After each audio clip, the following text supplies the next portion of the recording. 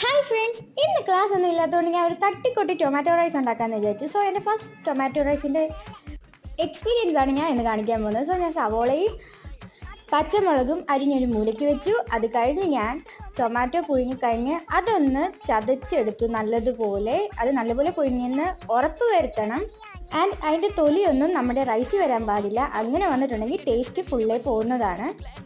പാനിലേക്ക് സവോളയും പച്ചമുളകും ഇട്ട് നല്ലപോലെ ഒന്ന് വഴറ്റിയിട്ട് കുറച്ച് മഞ്ഞൾപ്പൊടിയും കുറച്ച് മുളക് പൊടിയും ഇടുക.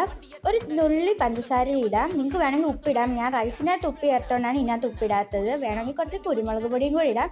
പിന്നെ കുറച്ച് വെള്ളം ഒഴിക്കുക. ടൊമാറ്റോയുടെ ക്രഷ് ഇട്ട് നല്ലപോലെ വഴറ്റുക. അതിനുശേഷം റൈസ് അതിലേക്ക് ഇട്ട് നല്ലപോലെ മിക്സ് ചെയ്ത് കുറച്ച് നേരം ഇങ്ങനെ മിക്സ് ചെയ്തുകൊണ്ടിരിക്കുക. ആ വെള്ളം വറ്റിയെന്ന് ഉറപ്പാകുമ്പം സ്റ്റൗ അങ്ങ് ഓഫ് ചെയ്യുക. സോ നമ്മുടെ സാധനം ഇവിടെ റെഡി ആയിട്ടുണ്ട്. ടൊമാറ്റോ നല്ലപോലെ ക്രഷ് ചെയ്യണം, ഇല്ലെങ്കിൽ ഇതുപോലെ ആയിപ്പോവും. Thank you.